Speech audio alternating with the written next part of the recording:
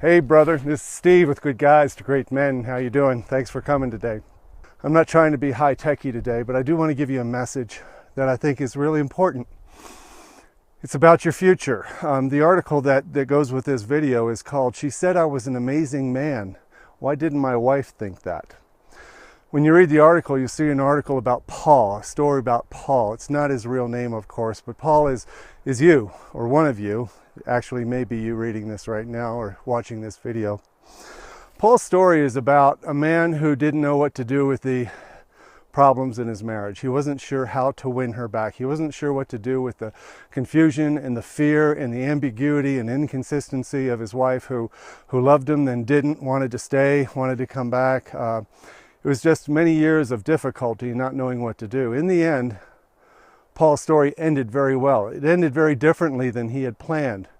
But the thing that I knew is that he was going to be okay. See, I have a crystal ball. And if you would trust me for a minute, I can tell you that if you're willing to dig deep, if you're willing to do the work that Paul did, if you're willing to venture off into the unknown and explore some things about yourself, about women, about life, about confidence, about vulnerability, about fear, you will become a different man who has many opportunities.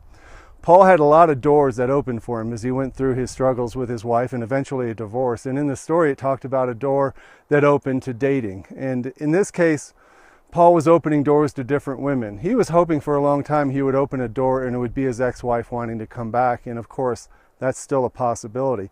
But what happened was he met an incredibly beautiful, strong, independent, smart, powerful woman who's a lawyer from the Air Force, right? She could probably scare off any man, but she can't scare off Paul. They went to dinner and they had a great time. She texted him that he was an amazing man. He's going, wow, my wife never told me that. They set up another date. They had a great time. They stayed till closing time, just losing all track of time, not knowing where it went. They had to get kicked out of the restaurant. She texted him back, "I've never met anyone like you." Later, he was at her place and they're talking on the couch and she's gushing like she's never gushed before, being a strong, independent female, right? She wasn't used to opening up this way, but she said, "You let me be a woman. You make me feel comfortable. I feel vulnerable with you and I like that. I can't believe I've met a man like you." Now, wouldn't it be great to hear your wife or girlfriend say those words to you? The truth is, sometimes we get into a relationship with a woman to where we're not being the kind of man who gets those comments from women. We're not being the strong, independent, confident, self-loving, self-respecting man who comes across as wanting and desiring women and enjoying them and loving them, but not actually needing them to love us back, not needing them to approve of us and make us feel like we're good people. Because what Paul did was go through enough work to understand that the source of his well-being and the source of his greatness comes from within himself first. It's a spiritual confidence of knowing what you deserve, where you're going, and why you have the power to do it. That's the crystal ball. I can tell you that story is true for you. I don't know how your life is going to go, but I do know if you want to do the work, your life is going to go great.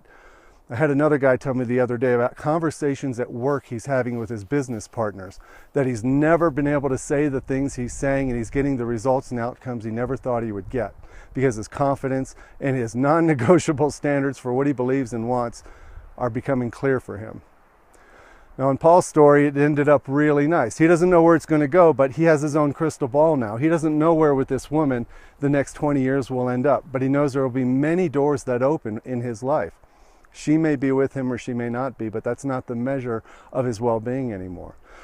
And that's what I want to offer you. I want to offer you the chance to have the type of opportunity, the connection with other men, the connection with someone like me to try to unravel the feelings that you may have that you're not good enough, that you're not attractive enough, you're not desirable enough, or you're not confident enough to be the kind of man that women say, wow, you are an amazing man.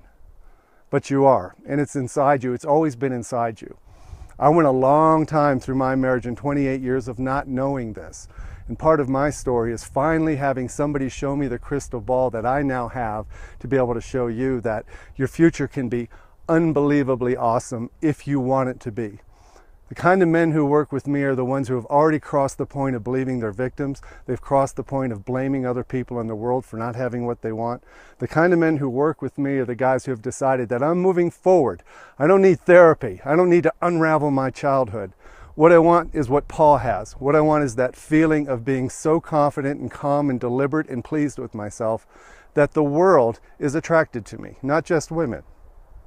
So if you'd like that, I would like that. I'd love to have a conversation with you. I'd like to have a discovery call. These things go from an hour to an hour and a half and we dive deep. It's a conversation. It's not a sales pitch. Thanks for coming today. Go to goodguystogreatmen.com. Check out my blog, my videos. Send me an email. I am here all the time. I had a guy tell me the other day, geez, I didn't expect you to answer me within a half a day. I thought it would be weeks before you responded to me. That's not how I roll. My value to you is being here for you when you need me. So send me an email. Let me respond. Let me show you what it feels like to have somebody care about you maybe more than you do right now. Thanks a bunch. Have a great weekend. Take care, bud. Bye.